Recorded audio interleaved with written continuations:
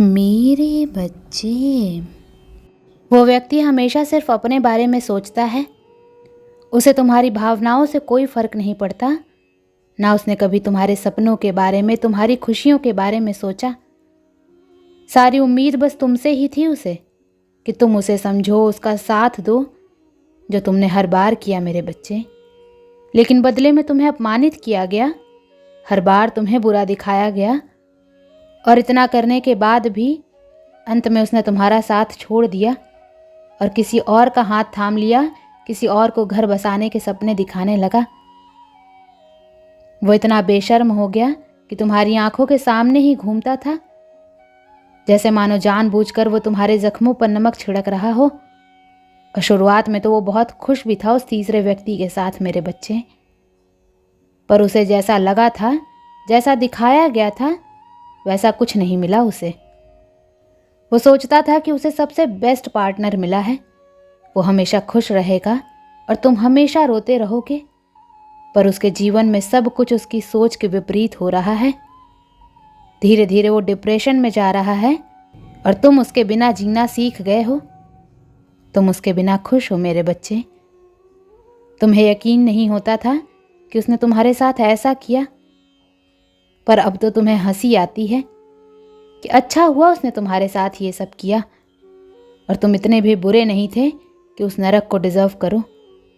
इस बात का सुकून है तुम्हें कि तुम्हारे अच्छे कर्मों ने वक्त रहते तुम्हें उससे बचा लिया, पर उसके जीवन से सुकून गायब हो गया है मेरे बच्चे। और वो ये नरक डिजर्व करता है। जिन लोगों के लिए वो दिन रात मेहनत करता है, उनके सपनों के लिए जीता है, वो लोग बस उसका और उसकी भावनाओं का इस्तेमाल कर रहे हैं, जैसे उसने एक वक्त पर तुम्हारे साथ किया था। उसे लगता है वो तुमसे दूर गया, तुम्हारा दिल दुखाया, तुम्हारे प्यार को ठुकरा दिया, और इन्हीं गलतियों की सज़ा मिल रही है उसे। थर्ड पार्टी के रूप में उसे उसके कर्मों का दंड मिला है।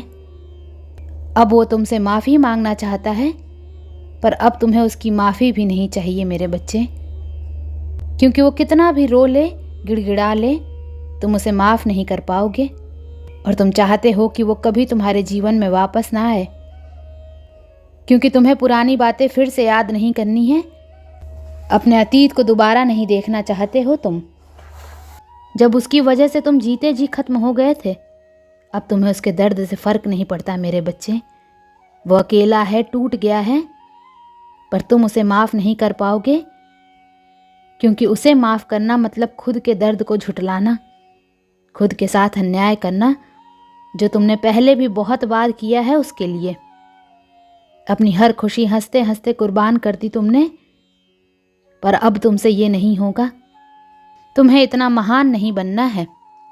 और ऐसे लोगों के लिए तो तुम्हारे दिल में, तुम्हारे जीवन में कोई जगह नहीं है।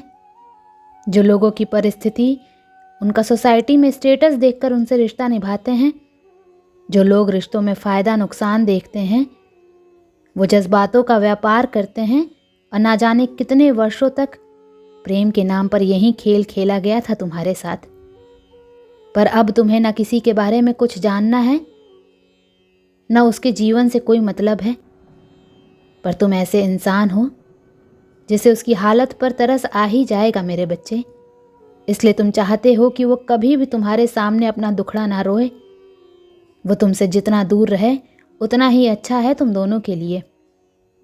और अब कोई फ़ायदा नहीं है उसकी बातों का, क्योंकि तुमने उसे दूर नहीं भेजा था, ये उसका निर्णय था।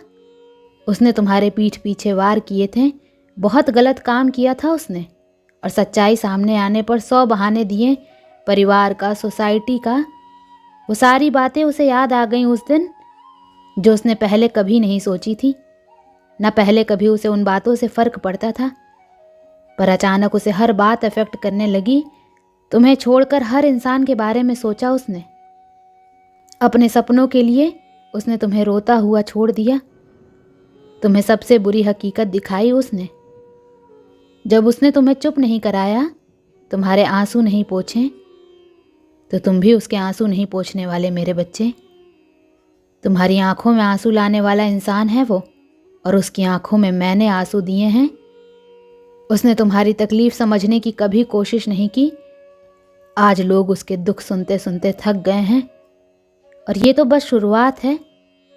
वो कभी तुम्हारे लायक नहीं था मेरे बच्चे। जिस प्यार ने उसके अंदर इतना अहंकार भर दिया था, उसी प्यार सम्मान के लिए तरस रहा है वो, और यही उसकी सज़ा है। उसके हर रिश्ते में बस चालाकी बची है, और आज वो शर्मिंदा है अपने उन्हीं रिश्तों पर। उसके जीवन की एक कमी कभी नहीं भरने वाली है मेरे बच्चे, क्योंकि तुम उसे कभी माफ़ नहीं करने वाले हो।